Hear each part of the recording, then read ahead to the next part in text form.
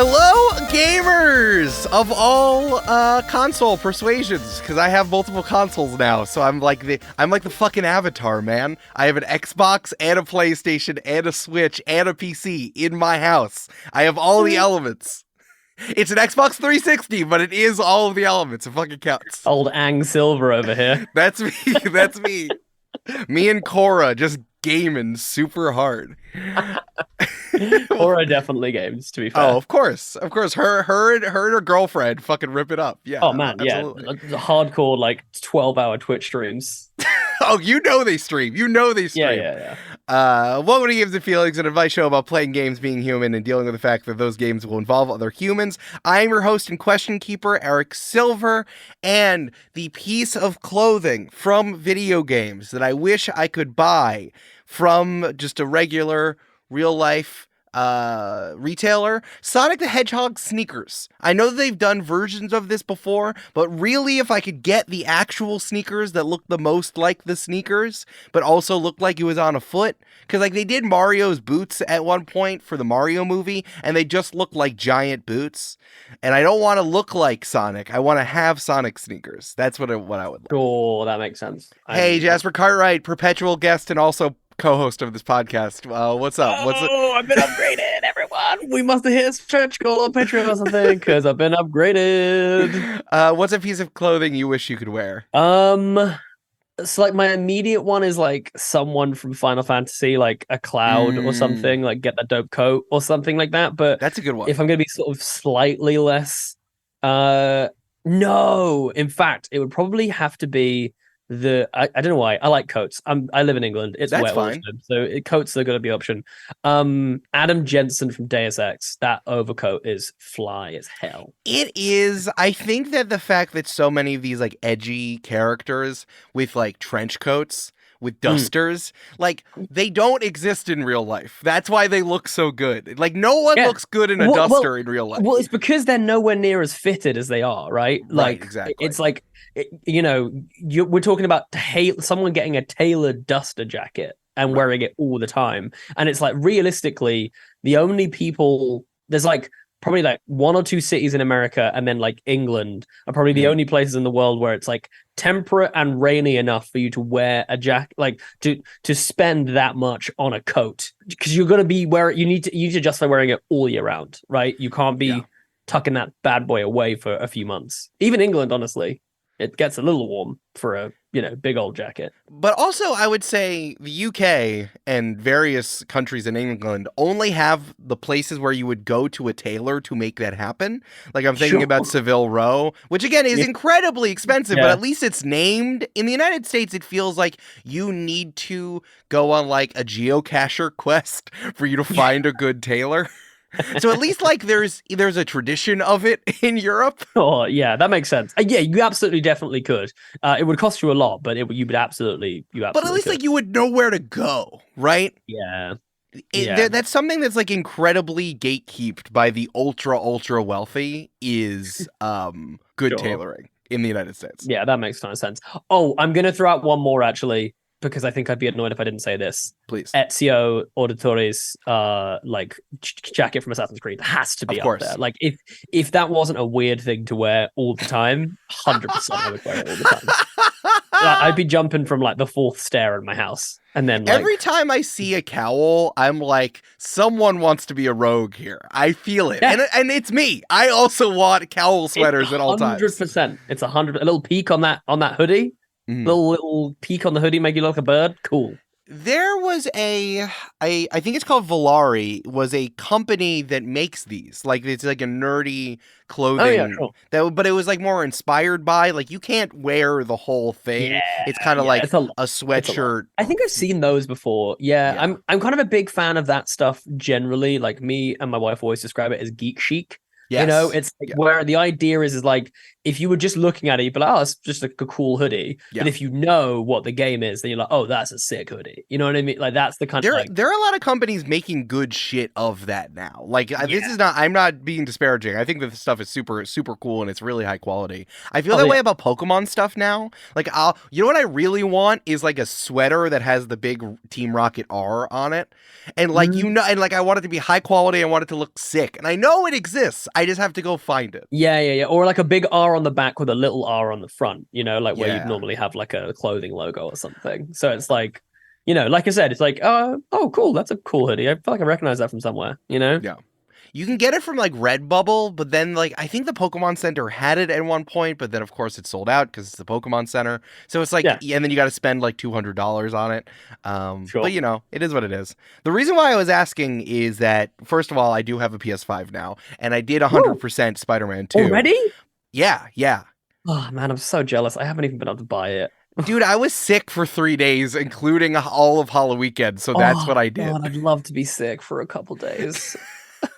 No, you don't. It sucks. Yeah, it no, I do. Sucks. I do. I really do. Honestly, I do. I'd love to be sick. I'd love to be sick and just have an excuse to like not do anything for a couple of days. Your life still goes. Like I was missing out on a lot of stuff. It was not fun. Yeah, but the thing is, I'd have a reason. I'd have a reason to miss out on it, as opposed to just being like, "Well, I'm just feeling lazy today," which is why I want to miss out on it. But we're gonna talk about your negative self-talk later. First of all, okay, but the reason why I was thinking about it is because it turns out, so this is like a little bit of a spoiler, but at one point, Miles Morales, who you play as one of the Spider-Men in Spider-Man 2, gets a new costume.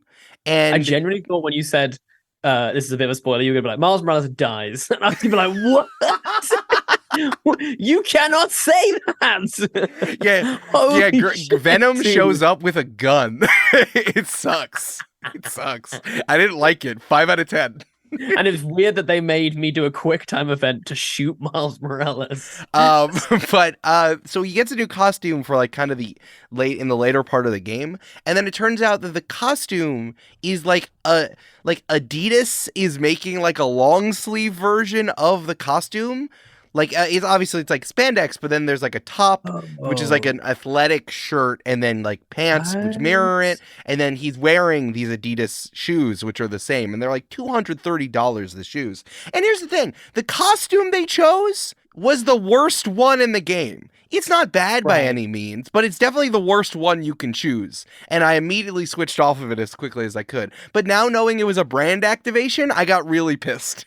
I'm like retroactively like knocking it down to a 2 out of 10. Well, because you actively go like, I'm down for Adidas making a dope Miles Morales thing, but why would you pick, you know, the worst one? Like the way that it works is that all of a sudden Miles has this new costume, and then Peter's like, "Oh, cool costume," and he's like, "Yeah, it's a Miles original." So I'm like, "Oh, this literally was a brand activation. Fuck you! I cannot believe you tricked me." That's nuts. Because it's like it just happens all of a sudden. That's what I think bothers me. It's not like it unlocked. They immediately put it on you, and it's in a cutscene, and they remark on it. But have you seen them sneaks though? The sneakers are nice, but they're like $230 with the little Venom on the bottom. Yeah, that's pretty cool, man. I would rather have the shoes from Across the Spider-Verse, the Nikes, and like I want those really bad. But it's like these are fine. They're fine. But they have football boots, and I'm genuinely like, I've been thinking about getting some new football boots for a minute. So those are tight. The other ones that are part of this capsule collection are tight. These that are part of the mandatory Miles Morales outfit, I don't like. Right, sure. The link's in the episode description. You look at it. This just came out today, and this is going to be a week old by the time. But like, look at it. It's annoying. I'm annoyed. Yeah. Okay. I think you're absolutely justified to be annoyed. Thank you. Hey, Jasper. Thanks. Yeah. You're welcome, man. That's this entire podcast is someone else telling me, is it okay? Can I be annoyed? Am I allowed? Am I fucking allowed? Is it normal to be this annoyed about this? All right. Well, we're going to the games that are giving us feelings. I'm the avatar. It's great. But something's happening to Jasper, which you've been on this show called, hold on, I got to look at my notes here. Dimension Churnty. You forgot how to say the word 20? Churnty. Dirty. Hey, Jasper, you've been on the most recent episodes of Dimension 20, the most recent season. You recorded it a bajillion years ago, and now it's finally coming out. Yeah, NDA, baby. How's it been watching people watch your thing? It's really, really, really surreal. I actually dipped into the live chat for one of the episodes the other day. Whoa. Just because I was like, I wonder what this is like. And to be fair, I let them know that I was there because I was like, hey, don't be fucking mean about me today. You know what I mean? Like, feel free to be mean in here any other episode. But today I'm here. So just, be nice. I don't think anyone would be like, fuck you, Jasper. You were so mad. Exactly. And also, I was like, this is the live chat for the episode. Like, if you're in the live chat watching the episode at the time, these are not the people that are going to be like dunking and hating on this show. Like, that's ridiculous. But dude, it's been weird. It's been crazy. I'm kind of said this before in various iterations, but it's just like, it's very rare for me to be doing a thing that people care that I'm in it. Not that like, the overall thing, obviously the overall thing is like big and everyone's excited, but everyone's excited for like us as individuals within this thing. And that's very strange.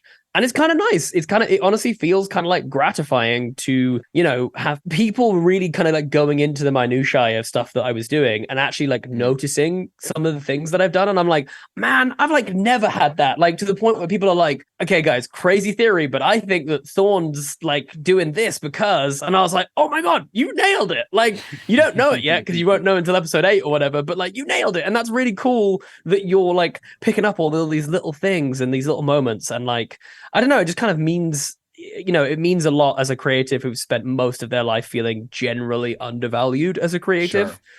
Like feeling I'm on the periphery or I'm not like well known enough for my creativity to be valid. And do you know what I mean? Like all of these things that a lot of people have to deal with. It's been lovely to then actually have like, some validation from people who are just super excited and stoked. And I just, I'm loving it. And I feel like most of the fans feel, I think, every week where I'm just like, cool, look, Dimension 20. Oh my God, it's me. Cool. First of all, Jasper, you are so good as that horse. I don't know why you keep the negative self-talk.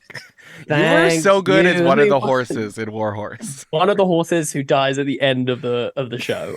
It's a sickly horse, and I die about 5 minutes after coming on as that horse. But thank you, I appreciate it. I showed up as Pestilence the horse, but they didn't like that, so they turned me away. I basically was actually Pestilence. To be fair, those horses were kind of pretty messed up. They kind of nasty. Like do you still remember a bunch of the stuff that you did? Because, like, man, it's been how many months since you recorded this thing? 7 months. Yes, 7 months. Honestly, no. A lot of the stuff I'm finding out through Twitter. It's like, oh, I did do that. Nice, good job. Yeah. Someone made a GIF of my character. This very silly scene where I grabbed a bush and was running away, going, check it out, and I completely forgot. And then suddenly it was like I had people just messaging me and tagging me and stuff, being like, check it out. And I was like, oh, this is weird. I forgot about that entirely.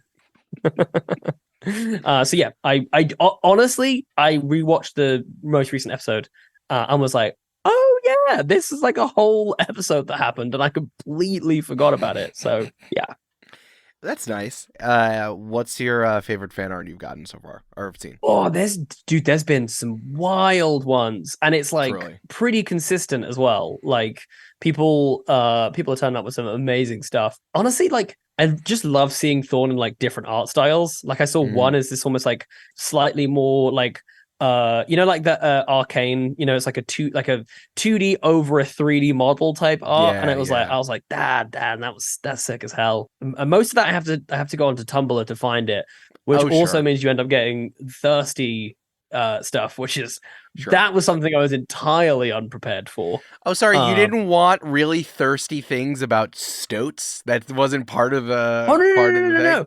No, dude, they do not mention the stoats. I'm talking they are just straight up mentioning me. When you said Tumblr, I'm like, wow, they really are want that stoat to fuck. Oh no, they're wrong. That exists on Tumblr. I'm just actively choosing. I'm like avoiding that. Like I'm like I don't want it, whatever that is. I don't want to go there. Oh, they're thirsting over Jasper Cartwright. Got it. Yes. You Yes, are yes. a man with visible makeup on, so I feel like you're really right up the middle there. Yeah, it's been an intense experience. You are a strong leader of a tribe, and you have visible makeup on. Pretty good. It's pretty good mix. And the cameras are good. You know what I mean? The cameras are good, generous. They're generous. Generous camera. They have it set to make me look good. Yeah, they have it set to generous. It's the same camera they use for Tom Cruise's height. So, damn, dude, he's gonna find you. I guess you're in a different country, but he might find you. Oh yeah, I'm pretty sure I just heard him land on my roof. So I'm sure he'd be abseiling through my window at any moment. Yeah, he doesn't have any now that with the SAG strike still going. He doesn't have anything to do, so he's just gonna take this time to bust through your window. He's like, oh, I'm gonna jump off this cliff, and all of a sudden I'm in Manchester, and I'm flying directly at this bloke's house. Oh, sorry, this is a tangent, but please. Speaking of the SAG strike, please tell me you have seen what J. Diddy did. Can you be more specific? You would know if you'd seen it. We have to link this in the episode description. Okay. So last year, J. Diddy went for Halloween. J. Diddy went dressed as the Joker. Wait, who is J. Diddy? Like a rapper. Okay. Wait, hold on. Is his name actually J. Diddy, or have I made that up because I'm thinking of Jeremy, and his nickname is J. Diddy? Hold on, wait, let me find his. Do you mean it might just be Diddy? It's just Diddy. What am I talking about? It's not J. Diddy. Oh, you it's mean just Puff? Diddy. Yes, Puff Daddy. Diddy. Yeah. Okay, so it's like, who is J. Diddy? It's because I always call Jeremy J. Diddy, and it's because of anyway. But basically, we're talking about Sean Puffy Combs, also known as Diddy. Okay, great. Yes. So last year he went dressed as the Joker. He gets sent 16 pages of like a cease and desist, like, do not dress up like the Joker. Your costume is like too realistic and you look actually like the Joker. So he then responds this year. He says, fine, I won't dress up as the Joker. He dresses up as Batman and shoots an entire, 5-minute short film of him as Batman going into an executive's office and beating them up until they agree to end the SAG strikes. It's fucking incredible. The level of production. He's got the Batmobile. It's like full The Dark Knight. It's honestly incredible. How have I not seen this? This is insane. It's the greatest thing I've ever witnessed. It was absolutely sensational. I was like, this guy gives minus fucks about your lawyers, and it is beautiful to witness.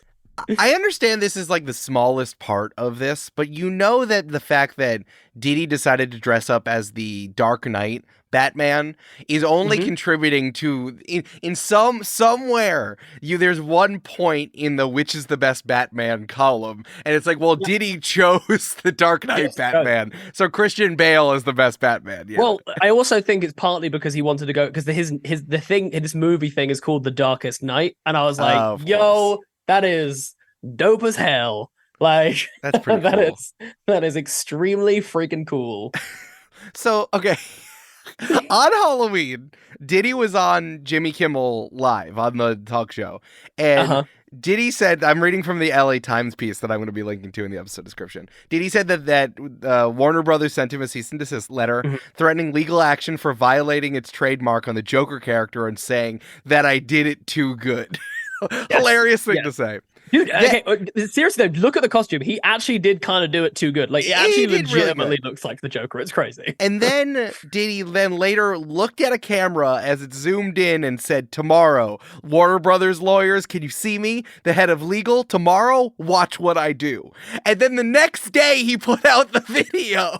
Elite, man. It is elite. Diddy is God. He has just basically put himself in the bracket of an elite sports person. Like, he's got that level of drive for like accomplishing his goal, no matter how petty it is. You know what I mean? This is the kind of thing, it's like, this is the kind of thing you'd hear about where it's like, oh, 10 years ago, someone said this to LeBron James, and in this game, he got a chance to go one-on-one with that guy, and he smacked the shit out of him. You know what I mean? It's just like, out of nowhere, no one else remembers this thing that happened last year, but Diddy's been sitting and brewing on that for a year, being like, I'm gonna mess these guys up. The funny thing about this is that Diddy is in SAG because he's been in a bunch of movies. So it's like this is strictly pro-union. This is great. Yeah. Yeah. It's just incredible. It's just as soon as I realized as well, like because if you listen to the audio as well, it's like all sounds like Batman stuff. And I was like, oh, this is kind of cool. I don't even know what this is for. And then as soon as I realized that he was in an exec's office and he was telling him to end the strike, I was absolutely howling. It's so good. This is so funny. God, I really like this. This is great. Yeah, I'm glad that Diddy's kind of crossed over to like doing stuff instead of just like sitting there being mysterious and weird. Yeah. Like after being so deeply threatening in the 90s as he's related to hip hop, now he's just kind of like there. But if he's going to do stuff if this is what he's going to use his money for, good. Yeah. Good. This is what we want. Yeah. I can't tell you how much I love and appreciate celebrities who pull stuff like this. Like, it's the same reason why I will ride and die for Heidi Klum, because her dressing up as a freaking worm was the funniest thing in the world. She dressed up as a full peacock where she got extras to play her feathers and plumage this year. Unbelievable. Anyone who's got that much commitment to making themselves look, to like not taking themselves that seriously, huge respect. Also, just the branding of I'm Halloween is pretty wild. The amount of work that went into that. Yeah. And she did it. She did it. It's impressive. And she did. The first thing I did the day after Halloween was Google Heidi Klum. Like literally, I woke up in the morning and was like, sweet, let's find out what she cooked for us this year. I was excited, man. Because of the time zones, I like that you probably woke up like 2 hours after the photo is posted. Exactly. I was getting it early doors, man. It was like, all right, let's see what they did on the West Coast last night. Let's see what they're I didn't set an alarm. I love that. 2 hours, for like 4 a.m. my time, just to find out what happened. I kind of love that. That's very funny.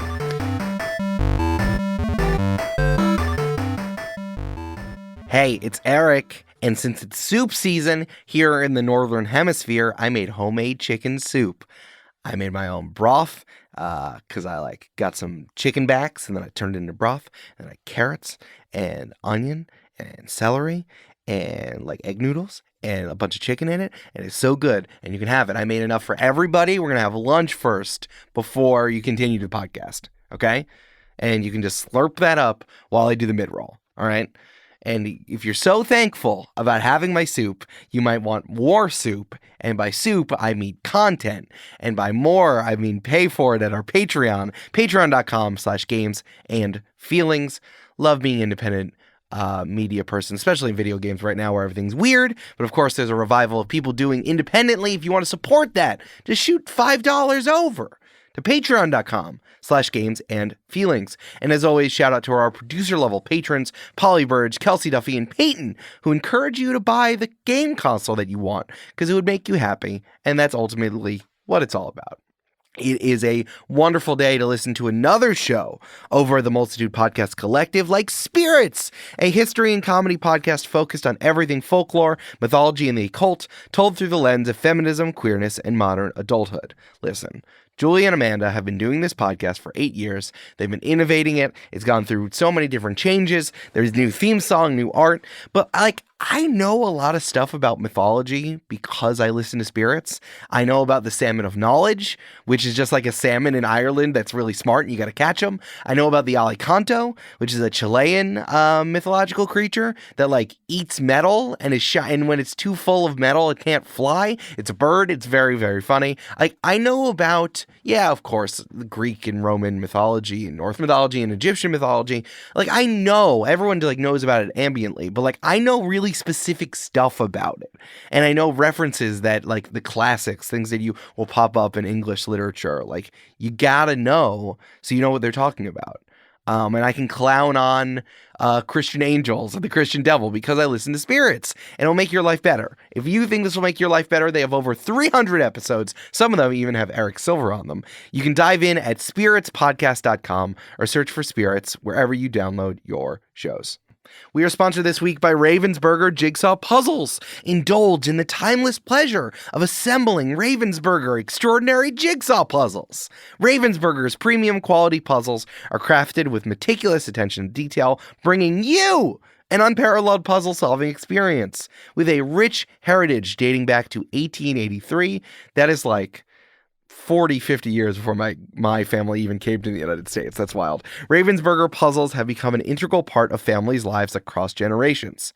Share the joy of puzzling with friends and family, knowing that your cherished puzzles will stand the test of time.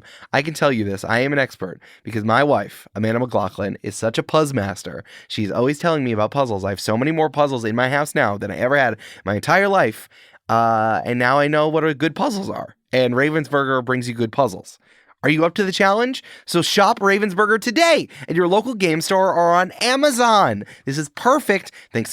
American Thanksgiving is coming up, and therefore Black Friday deals are coming. Get your money, get your puzzies. And now, back to the show. Hey, Jasper, do you want to answer some questions? Yeah, go on then, dog. Yeah, dude. Let's do a question that I think we've touched on a little bit, but I think is kind of related to what we just talked about, and considering how you're on Dimension 20 being a hot stoat. This is from Bewildered in Baraboo. I don't know where Baraboo is, but I like that you came up with that name, and that's great. Love it. Hello, I'm a quasi-forever GM, and I consume a plethora of actual play shows and podcasts like Join the Party. Points fingers, nice. My concern is, with actual play, is that it can potentially set unreasonable expectations of being a player or GM. People might not realize how much is edited and cut just to get to those juicy, good, fun beats. I realize that great ones do as little editing as possible, but it's still going to be cleaner than a regular session. Not every GM is the greatest GM in podcasting. Oh my God, thank you. And even they may feel the pressure to be better, even if they have new players who just came to the hobby from actual plays. Am I looking at this issue wrong? How can we create realistic expectations for both while consuming all this wonderful content? Thank you. I love you all, including Jasper, who I didn't mention yet. Heart emoji. Ah, shucks. Thank you. This is a legit thing, right? And I will say that even for us folks within the game, as it were, feel the same thing. If you didn't think that I was absolutely bricking myself sat in that chair at Dimension 20, knowing that, that I was sat across from the Brennan Lee Mulligan, you know what I mean? I was like, oh God, okay, gotta make sure there's some good role play. Like, it's, so here's the thing that I will say, though. I think you're absolutely right in the sense that you have to look at it as a very different thing. You playing at home with your friends is entirely different to creating and crafting a show, because creating and crafting a show, in my opinion, should be edited. Like, not to say that, obviously No Shade Critical Role wouldn't dare. The show is great for what it is and that format, and I think it works. But what I'm saying is that, like, 9 times out of 10, I think you can improve most things by editing, because at the end of the day, it's a show. It is a show. It's not just a game. This is consumable media. And like, I don't know any other consumable media really that isn't edited in some way. Even live stuff is edited in ways. They'll have pre-scheduled segments. They'll have, they'll cut to breaks and stuff so that they can rearrange things and whatever. Like, there's, all kinds of editing and stuff like that happening on the fly. And I think it's exactly the same thing. And so the reason why I think this is an important distinction to make is because whenever you're doing something that is then for the audience, you as a DM, you as the players should then have some knowledge of that.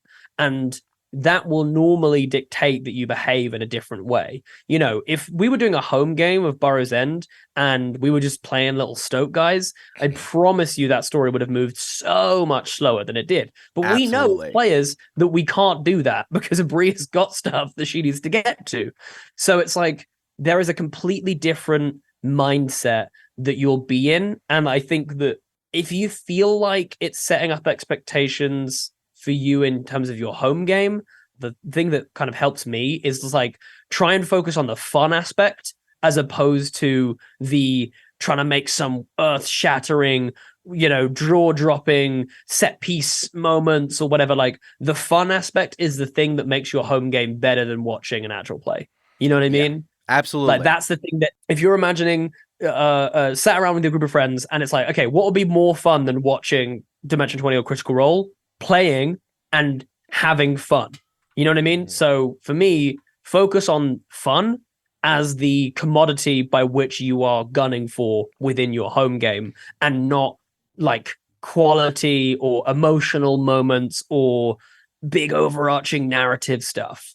Do you think that's fair? Like, do you know what I mean? Do you see what I'm trying to get at though? Like, it's like, I do. I'm trying to like say that it's like the fun is the thing that you kind of like. I'll be honest, a lot of the time with actual play, like it doesn't necessarily have to, it's not fun in the same way. It's fun from like an acting perspective, or like from, you know what I mean? But it's not like fun that I'm not leaning back, you know, popping some crisps, you know, having a beer, whatever, you know what I mean? Like that's not happening. Do you know what I mean? Yeah, out of like the things that I get out of recording actual play, fun is like fourth, but it's incredible that I get to have fun while I do my job. Yes. Like that's what it is. Hey Jasper, can we put it like our if you want to put like your acting academy hat on, and I'll put my English major and creative writing hat on for a second? That's good. Yeah. What does your acting academy hat look like?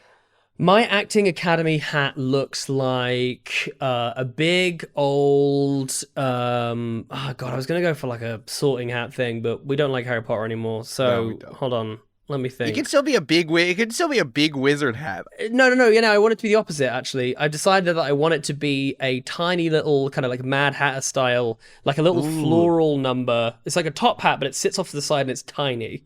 I like it's like a headpiece. You have to pin it to your hair. I love that. I have to pin it into my hair. Yeah. My English major hat is Holden Caulfield's hat from Catcher in the Rye, so it just looks like a hunting hat, and no one really understands it, but I know it, and that's what's important. That's fun. That's fun. Okay, listen. So the what it boils down to, and I think that I've been having a lot of interesting conversations about this since Big Bad Con, and like the more critics that have been talking about this and the more critics coming into actual play is like, you got to look at this like art, right? And when you make something like art, and my idea of art is when you make something creative that has intention. Right? You're doing something to intentionally elicit a feeling or recreate a scenario or make some sort of story, and then you do it, right? So it's like, this is where art, the capital A art, extends to so many different things, right? It's not just books and movies and paintings and statues, but it's also like performance and what different types of performance and all this stuff. So when we talk about actual play, it's art. You're putting work into making something be something. Right? Like my job for an extended period of time is planning and running the game. And as the players are like, they are kind of in on the project and they are doing their job of participating, being in the space, etc. And then we edit and sound design and then put it out, and all of the other marketing and all the other stuff that goes around it is about like being able to do the art full time. Yes. Like that is in two different ways. Jasper and my full-time jobs are creative professionals. Right? Yes. So that's what we're doing when we're doing actual play. We're trying to make something, and it might not be fun. We're trying to make you feel sad or excited or feel interested. Away. Just, provoke some sort of reaction. We are doing something intentional to provoke an emotion, exactly. At your table, you are just trying to have fun. Yes. And then we are negotiating, how do you have the most fun? In that way. And I think that's where it becomes essential to listen to your table rather than getting caught up in the like, oh, what am I trying, like, you know, how am I going to do a big set piece, or how am I going to do a big, you know, emotional moment? Because it's like, that's my biggest issue, honestly, with people or get obsessed with like the actual play kind of side of this, is like, you're now thinking about how you can be the most impressive DM as opposed to how you can listen to your table and figure out what they want. You know what I mean? Like, it's why, I know it sounds mad, but when I run individual sessions a lot of the time now, I do less planning now, not because I'm trying to like do less work, but I'm just like, no, because I need to listen. I need to like spend the first half an hour just figuring out what this table likes. If they like silly goofing around, making little quips and jokes, that's the adventure we're having. If they're like getting serious and, you know, starting to point fingers and getting all aggy with each other, I'm like, sick. They want serious, they want intrigue, they want mystery, they want, do you know what I mean? So it's like, and I think you're absolutely right. It's like, if you spend too long thinking about the you know, one side of this, you're going to completely forget about the most important thing, which is your table, and are they having fun? F-U-N. A shorthand for this, which you see knocking around actual play internet, is the Matt Mercer effect. And I think I think it's a fallacy, but I think it's come actually all the way around to be something very interesting that it is actually apt for how it for what it describes. If you haven't heard of it before, the Matt Mercer effect is when someone watches just Critical Role or maybe some other actual play, and then comes in and says, "Wow, my game of Dungeons and Dragons that I'm playing right now is not as good as the one that I'm watching." And this can be both for GMs trying to emulate their favorite thing or players who are annoyed and that they're wasting their time. And I think what's funny about it is that like Matt Mercer is just an actor and a GM and a professional GM. Like he is at his professional job doing his best. He's very good at it, and he has done it for a very long time. But like he's doing something that's different. In fact, what you are doing. This is the comparison that I would make. Right, go and check out Denzel Washington in Macbeth. Right, then when it rolls around to Christmas or whatever time it is happening, there's a local Amdram performance of Macbeth happening. Go and get yourself that part. Go get Macbeth. And then see if you are as good at playing Macbeth as Denzel Washington. You know what I mean? It's his job. That's his whole ass job. Of course he's going to be good at it. And yes, Matt Mercer probably is, you know, a Denzel, Meryl Streep type, you know, DM where it's like, yeah, of course he'd probably win awards if people cared that much about TTRPGs. So you should not expect anyone to be as good. That's insane. If you went to an Amdram performance and they weren't Meryl Streep, I'm not going to be sitting there going, well, you know Meryl Streep, are you? You suck. Can I make a sports analogy here? Because I think that this would also work really well. So it's like, think about professional athletes, right? Professional athletes, their job is their body, especially now with how much like wellness there is surrounding professional sports. Is like, you know, like, yes, LeBron and Messi are good at all this at all times, but like they do it to be as good as possible. Yeah. Let's compare like an NBA game to a game of like 21 or playing a horse. Or for you, comparing soccer on a full pitch to like one of those street ball soccer games that's like in Brazil, where it's like a five-a-side or futsal, something like that. Or like where you're just like kicking and the goal is like a taped up square on a wall. Yeah, you're playing wall ball right? or something, right? You're just kicking it against the wall. Or this is not to say that professional athletes would not be good at both, but I think that there are people who are very good at the game of horse, for example, where you like, oh, I'm going to throw the ball over, be blindfolded and throw the ball into the hoop from 50 feet out. But also, you can't compete in an NBA game, my friend. Yes, the very good example of this is there literally is a lot of like YouTube like techers, you know, football players who, you know, who can do, you know, they can score free kicks from anywhere and they can do this and that and the other, and it's like, and all the comments are like, why aren't you playing in the Premier League? And it's like, because they'd suck. They don't have the anaerobic fitness. They can't do it under pressure. Like they'd get absolutely run ragged. That's why. I think like the Dude do you know Dude Perfect? Do you know about those guys? I've heard of Dude Perfect. Yeah. Like they have cajillions of YouTube subscribers and all they do is like trick shots, and they do it professionally. But it's like, they're not going to like play hockey or baseball or whatever. Never. Just because they can do this from like all the way over there and like throw it through like a hoop and then a drone catches it and whatever. Like they're good at this one thing. But I think it's funny to think it's abstracted in this way because you will have more fun at your home game than you will at your job, and that's not the same for any of these other things. Like sports are sports. Matt Mercer, I know for a fact Matt Mercer has a home game, and he enjoys that. Like he'll enjoy that a lot more than he enjoys running Critical Role, and that's not because he doesn't enjoy doing Critical Role. It's just like it's a whole ass different thing. You know what I mean? With so many different pressure and stuff like that. And also, for me anyway, to close out this Matt Mercer thing, he says at the beginning of every episode, we're just a bunch of nerdy ass voice actors who sit around and play Dungeons and Dragons. And I think the problem is that people hear one thing, but he's saying something else. People hear, we're just a bunch of friends who play Dungeons and Dragons. No. Listen to what he's saying. We're a bunch of voice actors. You know what I mean? Like, that's the bit that people don't hear when he does that intro. And it's like, no. We're talking about the two leads in a freaking one of the most successful gaming franchises of all time in Laura Bailey and Ashley Johnson at this one table as well. Like, it's, you know what I mean? It's like, again, it's just like, when it comes to performative ability, these two are friggin' elite. You know what I mean? You can't compare. Yeah. The thing that you're doing at your game is just a different animal entirely. Yeah. Not to say that you wouldn't do it, but it's just that you don't. So I think just like try to reframe the situation as totally different, right? It's like you're trying to have as fun as possible. The other thing I wanted to address, the thing that's bumping or that bumps around tabletop RPG internet, is the idea of railroading.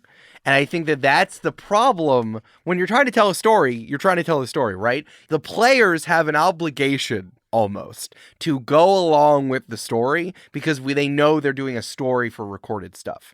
Yes, it becomes more of a question you're going to ask in on Games and Feelings. If you are negotiating, well, who is allowed to have fun at what time when you're doing a home game? Like, can you go and try to fuck off all the time? When your DM is like, I prepared all this stuff in my free time for my day job, like I don't. Then it becomes an interpersonal problem, not a artistic problem or creative issue or professional problem. Yeah. I actually have a really good example of this, which is that I'm coming up to DMing for Rotating Heroes, and I actually made a mistake. I think in one of the arcs that we've recorded. In the sense that, like, I think I was so conscious of the kind of internet's, need to call everything railroady that I sort of like actively tried to not make it railroady and make it more sandboxy.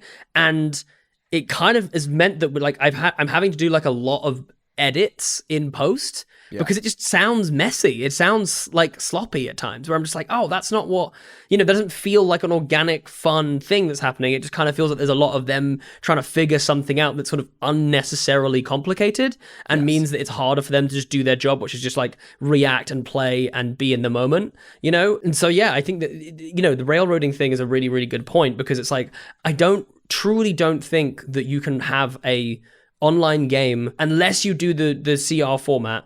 Even then I think it's railroady, but like unless you have the CR format of we're going to do this for 4 hours and it truly doesn't matter if nothing happens in this episode, you truly can't not railroad. Like, you just can't. But even then, like, their audience believes in it. Like, they really need to be, their audience needs to be okay with that. And then they got to be like, all right, next. And then afterwards, they're probably like, hey, guys, next episode, we got to do some stuff. We got to grease the wheels because something's got to happen.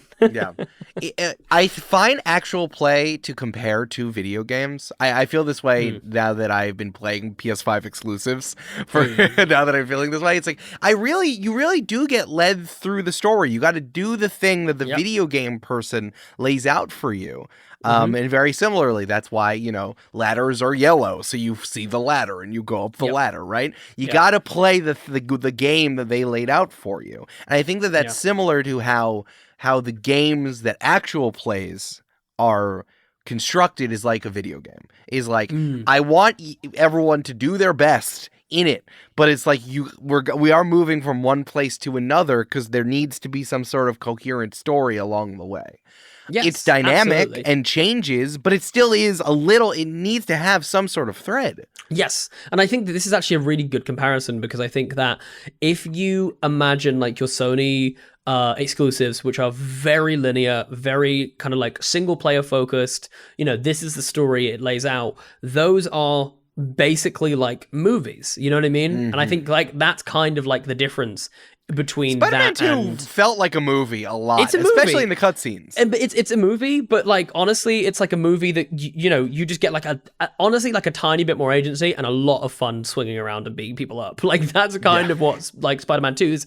And then I think even comparing it to like a crafted RPG, like the best ones, the beginning of the story, linear as hell. The end of the story, linear as hell. What you do in the middle, kind of up to you, but still relatively linear in terms of the actual story. It's just it just gives you choice of what order you do stuff in. You know what I mean? It's like, I don't actually think that the idea of this open world sandbox is achievable in anything other than a home game, like a home TTRPG game. I think that is truly the only format by which you can have an actual open world sandbox in which anything can happen, which is the reason why I think it's essential to reframe, as you said, Eric, because it's like, think of that as the joy of a home game. Anything can happen. everything is on the table. Rule of cool, have fun, and enjoy it. You can go in directions you're not expecting. I think at the same time, all humans think they want.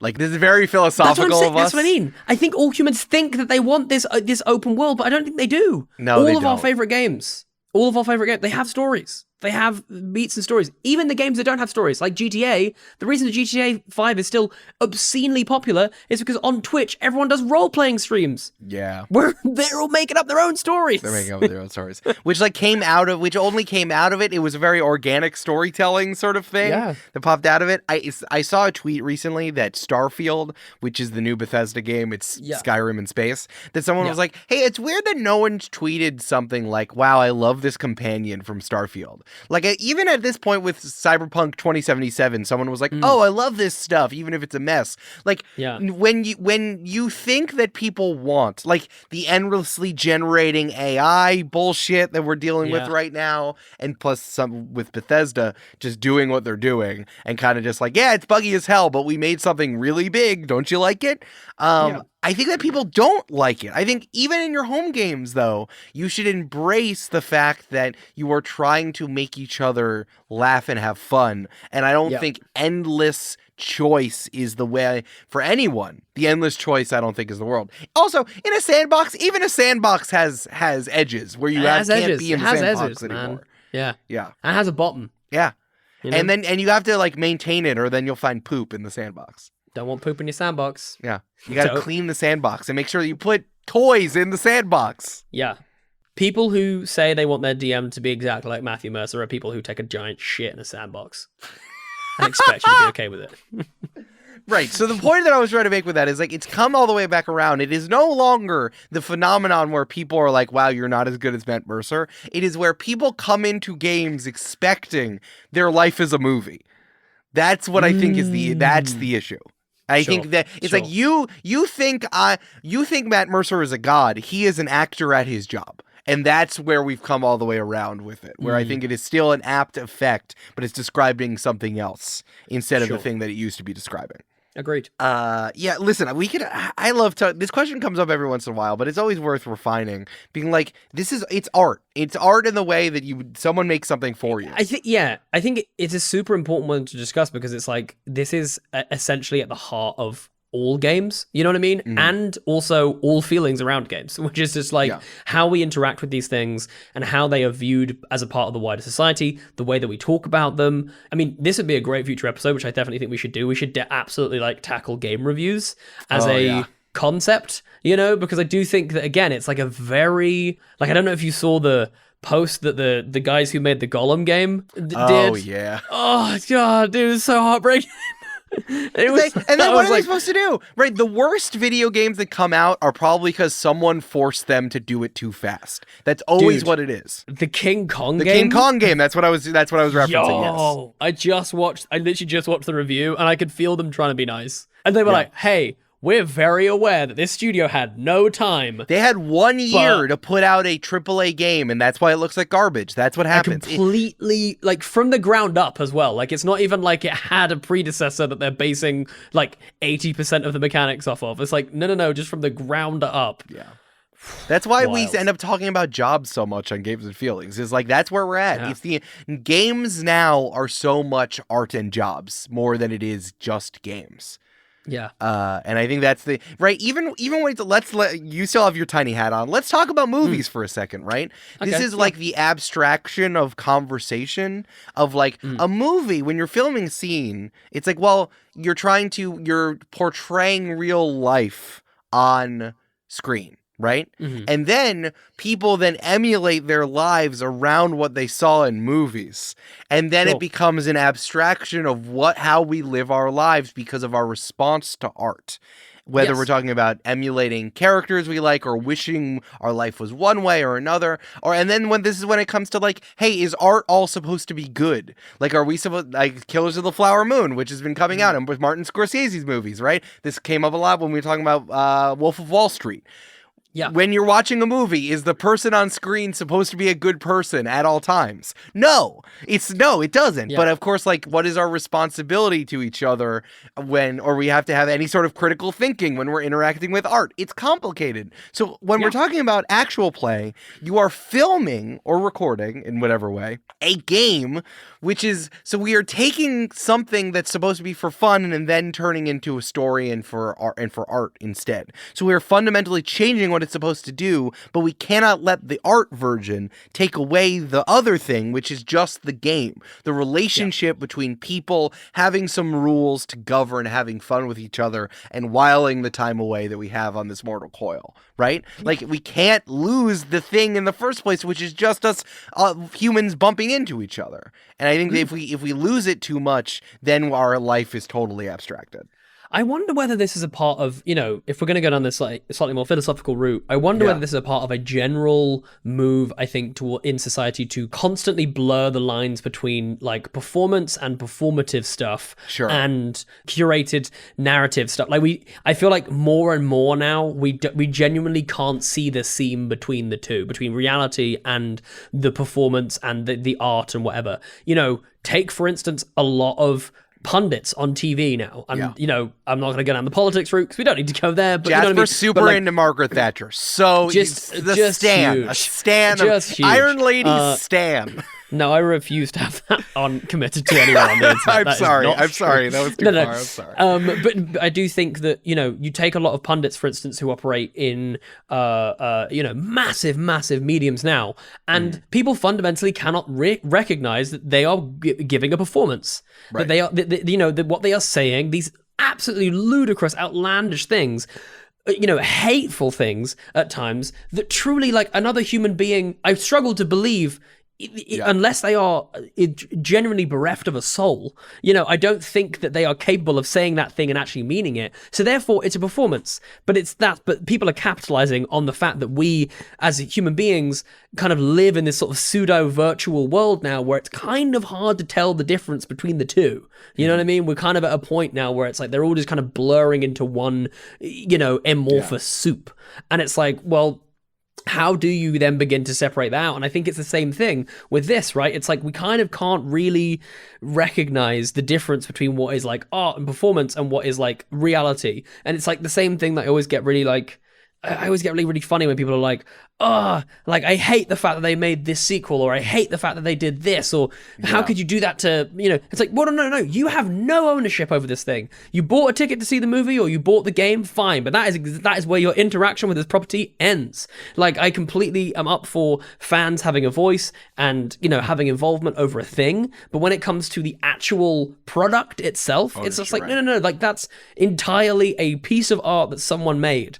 You know what I mean? And I think it's like the separation between those two lines constantly seems to get blurred. And I think it's the same thing with this, where people are so utterly convinced that Critical Role is literally just a bunch of nerdy friends and that it's like just them. There's no one else in that room. They run around beforehand, hitting record on all the cameras, and like, it's just like, it's just so far away from the reality of that situation. And yet, though, people sure do.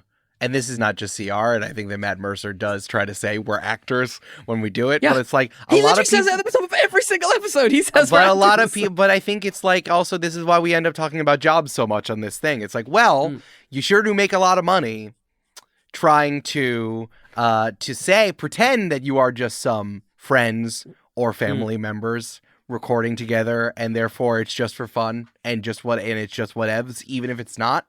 So it's like, it's a constant balance between, it also behooves the person performing, whether the pundit, as you're saying, or the person making the actual play, to pretend that it is not, in fact, performance, because then it is quote-unquote authentic, whatever the fuck that means, right?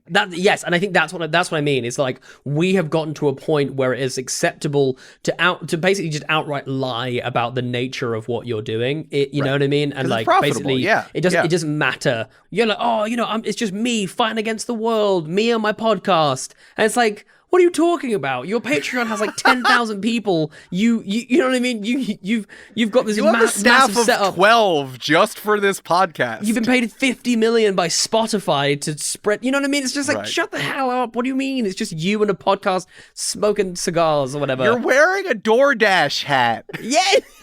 You've been wearing a DoorDash hat for 4 days. What are you talking about? I only ever see you in public drinking Athletic Greens.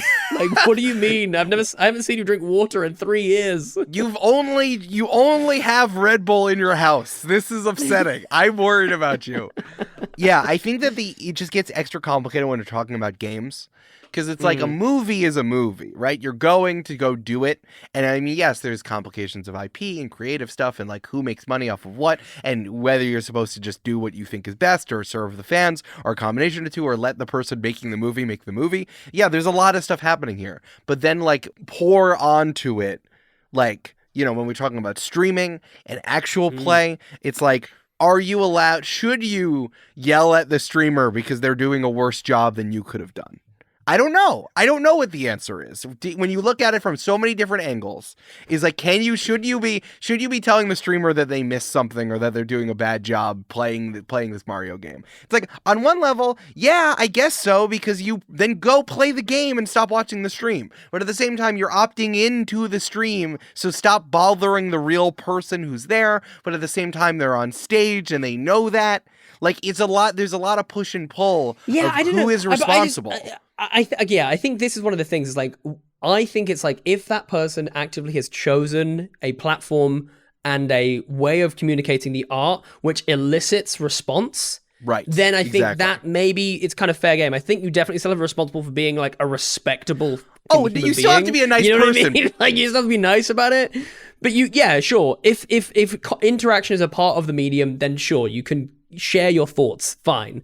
But like, equally, you know, me and Eric are doing a podcast because we're way too chicken shit to actually hear what you guys have to say in response to anything that we say. Hey man, I stream. You talk about your own shit. I'm fine. I'm good. I do not like. I'm terrified, dude. I'm terrified. Legitimately, I'm terrified of streaming. I have been wanting to get into streaming for so long, but I'm actively terrified because I'm just like, I don't know that I want to be in a platform that actively encourages people to say stuff about, you know, the way I play a freaking video game.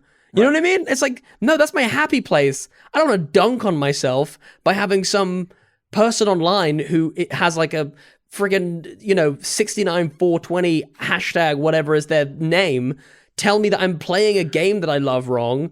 And then me going to bed afterwards thinking, well, I guess I play that game wrong and now I don't really want to play it. Like, no. That's what I mean. So therefore I choose not to put myself, you know, in that forum, in that, you know, in that medium or whatever. But I think if you do put yourself in that medium, then it's like, okay, there's a certain level of give and take, I think. Because then it's like, okay, in order for, because especially when it means like, you know, like if you accept like super chats, you know what I mean? Where people actively are paying to say something. Well, it's like, okay, you're actually encouraging someone through money. You know what I mean? To like give their opinion or to say something to you. So you've kind of got to be prepared for that. And realistic, yes, you need to be nice to people. I want to be very clear. You have to be nice to people. I mean, one piece of advice for everyone, please just be nice. Like, what? Like, it doesn't cost you nothing. Yeah. People can really piss me off and I'll be nice because I'm just like, I don't know. A more transferable currency is just like being a decent human being, I think. Yeah, you can be nice because I'm going to tackle them for you. That's because you have... Yeah, exactly. And plus I have an Eric who's willing to just absolutely demolish anyone that's mean to me, which is kind of nice. For sure. It's funny. The blurring of the line is the thing that gets complicated. So the question asker, you're right. You're 100% right. This is more incredibly complicated. To go back to our Denzel Washington thing is like, yeah, you can't yell at Denzel being like, you sucked at Macbeth. And then what Denzel was like, hey, why don't you do it? And you're like, I can't. But it's like, but it's like if I'm playing Overwatch and I'm doing a bad job, it's like, maybe you can do better at Overwatch. Then you get a camera. But yes, I think that's the point. That's the point for me. What does if you tell that streamer they suck at Overwatch, what does that achieve? Nothing. Yeah. Literally nothing. You're just basically walking into someone's workplace and telling them that they shouldn't be working here. Yeah, I think about that. I think about that a lot. It's like the Jerry Seinfeld bit that like, what if I came to your job and heckled you? Yeah. I think about that all the time. insane. I'm not saying that you should. I just think that I'm talking about how closely the activity is to real life. That's the really complicated. That's the very, very complicated thing. Because it's like, again, Macbeth playing in the NBA or like speed running even is like, I can't do that. You spent a lot of time and effort and you have the specific skills that I cannot do. But it's like when you end up doing an activity that is so close to something that a regular person could do in their own house, then it starts to blur and people feel, and audience members feel how close it is. And then I think that just goes back to the points we've been making, which is just realize that, you can't do the things that Critical Role do. And you shouldn't. And you shouldn't. It's just have that simple. To. Yeah. And you shouldn't try. Streaming is a really good example of this because streamers do the wildest shit. They stream for days at a time. They I worry about my favorite streamers that like they expose themselves to being on camera for so long. And like it's wild. Yeah. So it's like they are doing something, you don't have to do something for an audience. You just are doing it for each other because you are doing the purest fundamental version of the thing that you have seen abstracted by media is ultimately what I'm coming down to. So don't worry about the other things. Just do the thing that you think is best. And also, here's just another little bit of advice. Don't do the thing that I have considered doing many times, which is that I don't have enough time in my life to play games. So I have considered multiple times, and still do on occasion, starting to stream purely because it will give me, I'm like, that way I can justify playing games more. So here's another piece of advice. If you're thinking about playing if you want to play an actual play, but you can't get your friends together frequently enough, and you think that if you start an actual play, you will, then that'll give an excuse for you all to get together and play Dungeons & Dragons. Just don't. Trust me. Don't do that. Trust me. Don't. It's so much more work than you think it is. It's so much more work. And unless it fucking rules, and I mean, unless it is literally 10x better than Critical Role, the chances are it won't break through. Just start a band then. Just start a band. Yeah, that definitely. Start a band. Definitely. You know what's more cool is being in a band and then saying you play Dungeons and Dragons in the tour bus. That is infinitely cooler than starting an actual play. Dude, I wish, man, that's so cool. Why didn't I? Oh, I'm gonna make Three Black Halflings a band. Do you know, like, there's do you know the show Bombarded? Have you heard of these guys? Yes. Yeah. No. Yes. They started before Three Black Halflings started. So this was like before. I mean, when you were still like getting into it. But Bombarded was like they were all bards and they played music during the show. They were a band, and then they started an actual play. And every time I think about them, I'm like, why did you do this? You were cool in the first place. You don't have to try to. You were so cool. You were so cool. You can play music. You're fine. You're set. That's just coming from two dudes who wish they could play music, though. I have no rhythm. We established this. That's what I mean. That's what I mean. I have no rhythm, and I wish I could play an instrument, but I can't. I wish I could. I played bass guitar for a while, but then it's just like I played bass. Well, I played cello, and then I transitioned into bass because Jack Black told me to. Oh, cello, it's a bass. Cello, you got a bass. Yeah, exactly. So I was like, oh, sick. I guess I can play bass. Turns out it was not true. It's a fundamentally different skill. A bass guitar does not have a bow. Pretty different. Pretty different. Honestly, Jack Black, you fucking liar. Well, chillo, we're at the end of the episode. Jasper. Hey, Jasper. Okay, people can see you on Dimension 20, but what else are you doing? Oh, what else am I doing? Go check out Rotating Heroes. It is a podcast, actual play podcast with myself and Zach Oyama, and we have a rotating cast of people playing different heroes around the world of Amalur. We have Eric Ishii and Victoria Longwell on the new Arc 8, which I DM'd. So go check that out. You can also check out Three Black Halflings, which is the show which talks about diversity and inclusion within the worlds of fantasy and TTRPGs. Not dissimilar to Games of Feelings in the sense, but we talk about kind of diversity and inclusion as the mainline topic. Outside of that, I'm on various other podcasts. I'm floating around. Just check me out on JW_Cartwright on all of my social medias. And then you'll find out what I'm up to and what I'm doing, because it's cool stuff. Yeah. There's more cool stuff. I haven't stopped and I won't stop. Can't stop, won't stop. Gonna keep going. Except when you do. Except when you have to stop immediately. It's never gonna happen. It's never gonna happen, Eric. I'm gonna keep going. I'm literally hiring an assistant. Good. Because I can't stop. Smart.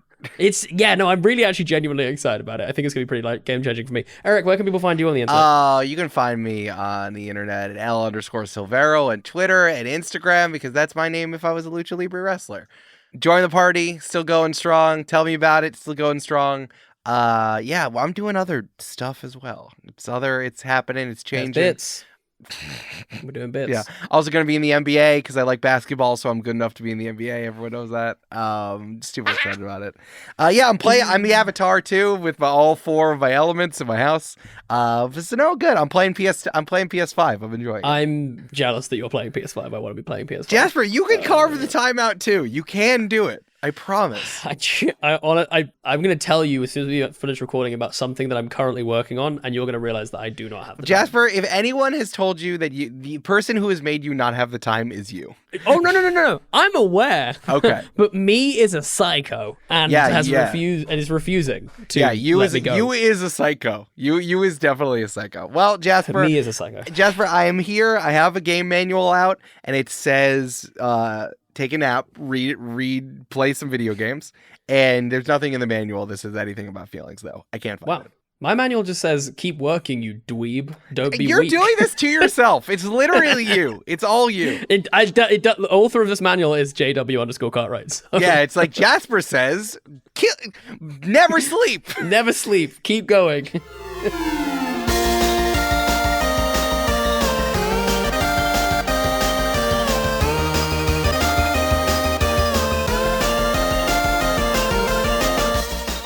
Games and Feelings is produced by Eric Silver and edited and mixed by Mischa Stanton.